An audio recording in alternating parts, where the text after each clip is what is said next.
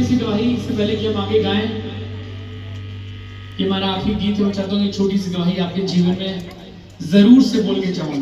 कितना तैयार मेरी गवाही सुनने के लिए?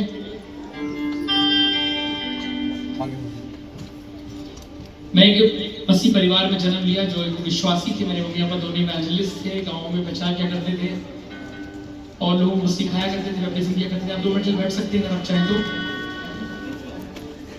और मैं उनके संग बचपन से ही गांव में साइकिल से बैठ के उनके संग जाया करता था। और 2006 में मम्मी की बहुत तबीयत खराब हो गई, उनको बोन टीबी निकला और 2006 में उनकी डेथ हो गई। और मैं और मेरे बहन दोनों बहुत छोटे थे हम लोग, और हम लोग माँ के दर्द को बर्दाश्त नहीं कर पाए। जो वुमेन्स मिनिस्ट्री थी वो बहुत कमजोर पड़ गई, क्योंकि मम्मी मेरी परमेश्वर की दासी थी जो उनके बारे में पोलियो था, लेकिन तब भी वो गाँव में जगह के ट्राइब्स बांटा करती थी।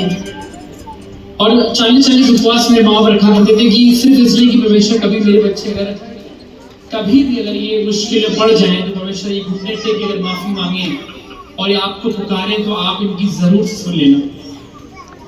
परमेश्वर से ऐसी प्रार्थना क्या करती थी कि मेरे बच्चों के लिए प्रभु आप हमेशा एक चट्टान बन के रहना। अब वो प्रार्थना जो थी वो तो दुनिया चली गई, लेकिन वो प्रार्थना कभी खाली नहीं जाती। कितने विश्वास करते हैं, कितने माँ बाप विश्वास करते हैं कि उनकी प्रार्थनाएं जो उनके बच्चों के लिए खाली नहीं जाएंगी? हालेलुया।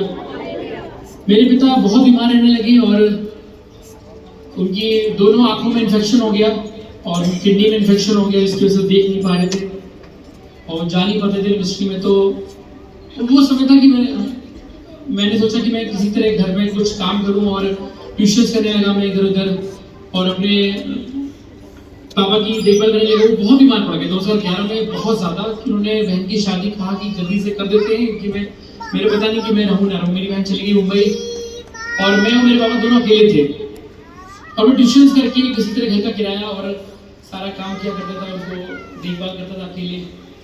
और डॉक्टर भी मुझे अपने क्लिनिक में बुला के मुझ पर चिल्लाते थे कि देखो ऐसे बच्चे होते हैं जो अपने माँ को मार डालते हैं। क्यों होते थे वो ऐसा? क्योंकि जो 200 रुपए का 100 रुपए का टेस्ट लिखते थे वो मैं उनका टेस्ट करा ही नहीं पाता था, क्योंकि मेरे पास रोज खाने का ही खर्चा नहीं था कि मैं कैसे उनका इतना महंगा टेस्ट कराता हूँ। और एक हफ्ते बाद जब मैं टेस्ट करा के लेके आता था वापस, तो तब तक वो बहुत आगे निकल चुका होता था मामला। और मैंने एक दवाई वाले से बातचीत करी कि प्लीज मुझे कुछ उधार दे दिया करो दवाइयाँ। तो उन्होंने बोला कि तुम उधार लेने से अच्छा है तुम क्यों ना अपना ब्लड अपना बेच दिया करो। कुछ 11 बार मैंने अपना ब्लड दिया, सिर्फ इसलिए कि मैं दवाइयाँ ला सकूँ, घर के लिए खाना ला सकूँ। और मैं बहुत टूटता जा रहा था। परमेश्वर से मुझे बहुत धीमे धीमे मेरा जो अलगाव था होते जा रहा था, लेकिन तभी मैं बोल रहा था परमेश्वर हमें संभालिए। और 2012 में हम पापा दोनों अकेले थे घर पे, और पापा की बहुत तबीयत खराब हो गई। और मैं सोचा कि किसी तरह मैं दोस्तों को कॉल करूँ, अपने वहाँ के जो लीडर्स थे एरिया के उनको कॉल करूँ, जिनके पास कार है उनको कॉल करूँ। मैं रात भर कॉल करता रहा उनको, और रात के 2 बज गए। मैं अपने घर से बाहर निकला और मैं रोड पे दौड़ा था कि कोई मुझे मिल जाए, अगर मुझे एक चौकीदार भी मिल जाए, कोई एक मजदूर मिल जाए, तो भी उसके पैरों पे गिर के बोलूँगा कि प्लीज मेरे पिता को बचा लो, किसी तरह मेरे संग बस चलो उनके साथ में। मैंने पिता को उठाने की कोशिश करी, बहुत कोशिश करी, और मैं समझ गया कि मैं अब तक नहीं पाऊंगा और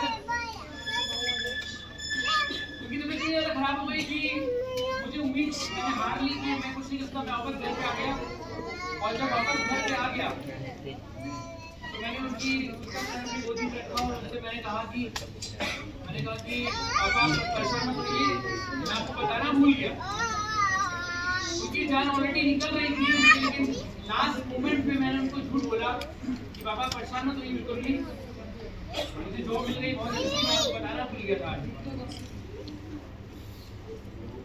और मैंने कहा कि मेरे आंसू जो थे उनके चेहरे पे गिर रहे थे, और मुझे पता था कि वो दुनिया का मेरा इकलौता जो सहारा था दुनिया का, मैंने कहा वो जा रहा है। और